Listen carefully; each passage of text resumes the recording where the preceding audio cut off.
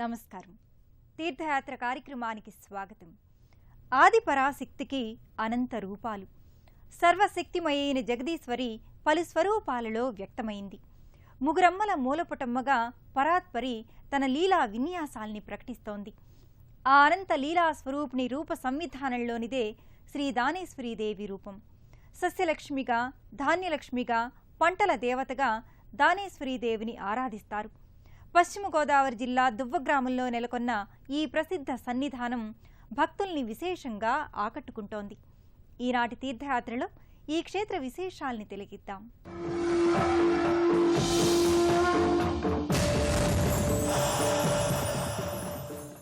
గ్రామ దేవతల ఆరాధనం మన ఆర్ష సంస్కృతిలో ప్రధాన భాగం. కొన్ని ప్రాంతాలలో గ్రామ, ప్రాంతీయ దేవతల ఆరాధనలు జానపదుల సంప్రదాయంలో కొనసాగుతాయి. అయితే దువ్వలోని దానేశ్వరీదేవి సన్నిధిలో మాత్రం శిష్ట సంప్రదాయంలో పూజా సంవిధానాన్ని నిర్వహిస్తారు. సస్యాధిష్టాన దేవతగా దానేశ్వరిని ఉభయ గోదావరి జిల్లాల ప్రజలు ఆరాధించుకుంటున్నారు. ఆంధ్రప్రదేశ్కి అన్నపూర్ణగా కోనసీమ వర్ధిల్లుతోంది. ప్రకృతి చిలకాకుపచ్చ చీర ధరించి హొయలుపోతే అది కోనసీమగా ప్రకటితమవుతుంది. అలాంటి కోనసీమలోని పశ్చిమ గోదావరి జిల్లాలోని దువ్వ గ్రామంలో దానేశ్వరీదేవి ఆలయం విలసిల్లుతోంది.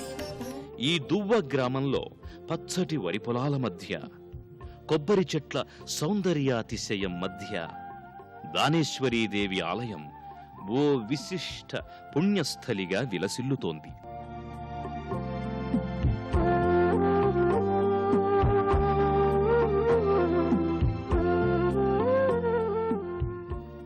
చుట్టూ ఆకుపచ్చ రంగు పులిమినట్టుగా పంట పొలాలు, మధ్యలో వర్ణరంజితమైన కట్టడాలతో దానేశ్వరీదేవి ఆలయం నేత్రపర్వం చేస్తుంది.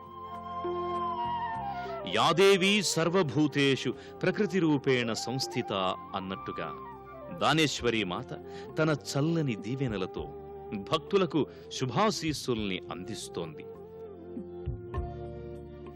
ఆలయ గోపురం, ప్రాకారం పలు వర్ణాలతో శోభస్కరంగా ఉంటుంది.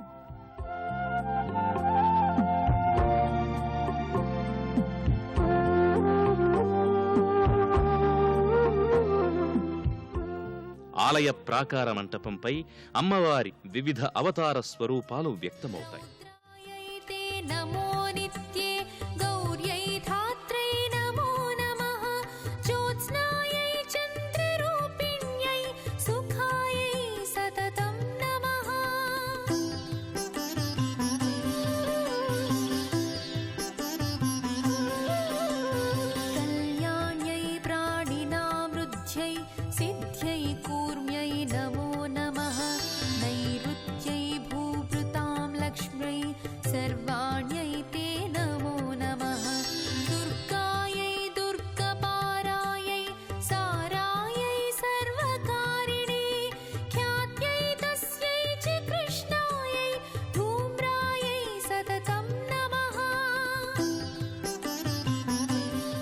కోనేటి మధ్యలో వ్యత్యస్త పాదారవిందుడైన శ్రీకృష్ణ భగవానుని వర్ణరంజిత దివ్యమంగళ విగ్రహం కనువిందు చేస్తుంటుంది.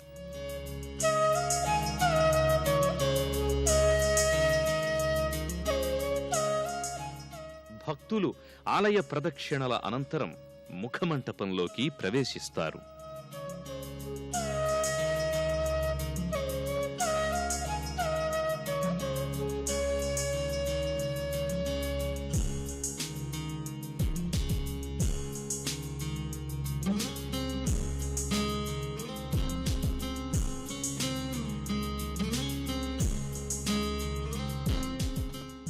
దువ్వ గ్రామం పౌరాణికంగా ఎంతో సుప్రసిద్ధమైనది.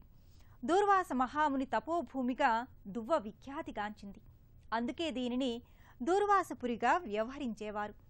దూర్వాస పదం దూర్వగా కాలక్రమంలో అదే దువ్వ అయిందనేది కథనం. ఈ ప్రాంతంలోనే దూర్వాస మహాముని నిర్వహించిన యజ్ఞంలోని గుండంలో నుంచి ఓ అవ్యక్త శక్తి ఆవిర్భవించిందని స్థల పురాణం.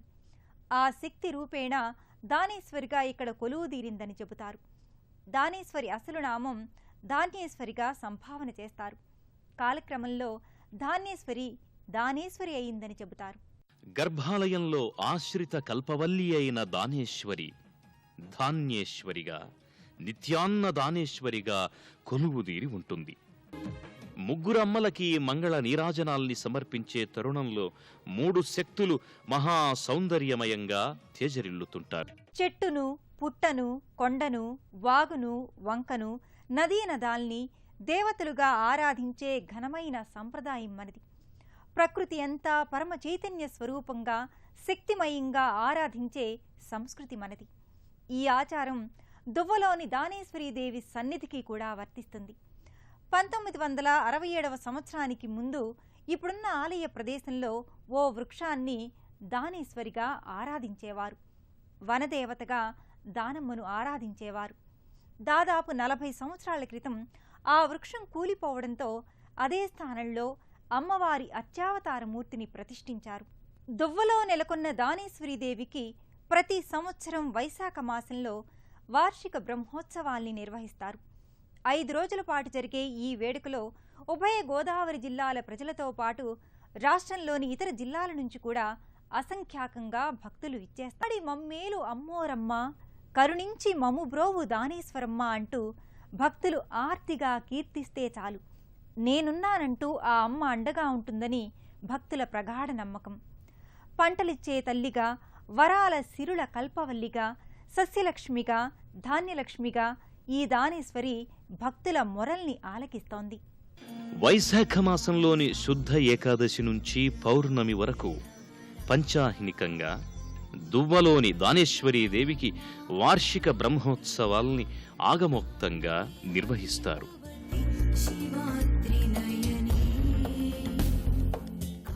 దసరా నవరాత్రుల సందర్భంలో అమ్మవారిని దశవిధ రూపాలలో అలంకరణ చేస్తారు. గర్భాలయంలో అమ్మవారు మహాకాళి, మహాలక్ష్మి, మహాసరస్వతిగా వర్ధిల్లుతోంది.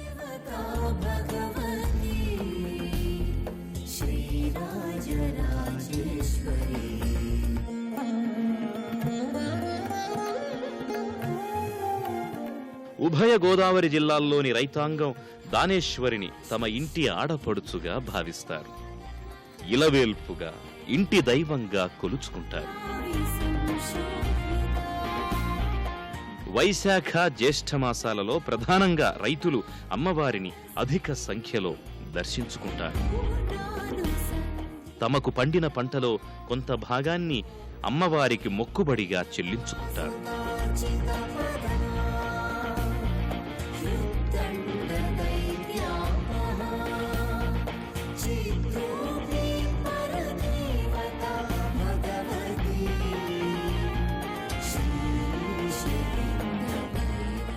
అటు జానపదుల ఇలవేల్పుగా, ఇటు శిష్ట సంప్రదాయాన్ని పాటించే వారికి ఆరాధ్య దేవతగా దానేశ్వరీదేవి విఖ్యాతి చెందింది. నిత్య కళ్యాణం, పచ్చతోరణం అన్న చందంగా దానేశ్వరీదేవి దివ్య సన్నిధి అలరారుతోంది. ఏలూరు నుండి తణుకు వెళ్లే మార్గమధ్యంలో తణుకుకు 15 కిలోమీటర్ల దూరంలో జాతీయ రహదారి పక్కనే దువ్వ గ్రామం ఉంది.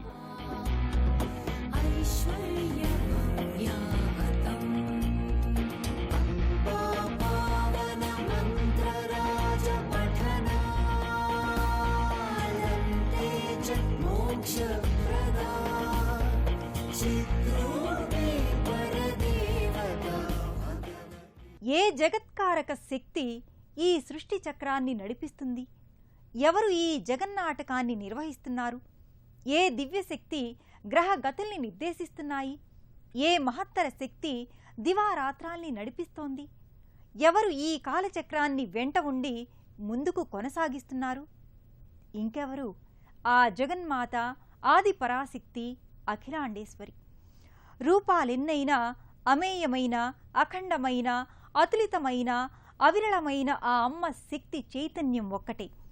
ఆ శక్తిదాయినికి వందనాల్ని సమర్పిస్తూ మరో తీర్థయాత్రలో, మరో క్షేత్ర సందర్శనంతో మళ్ళీ కలుసుకుందాం. అంతవరకు సెలవు. నమస్కారం.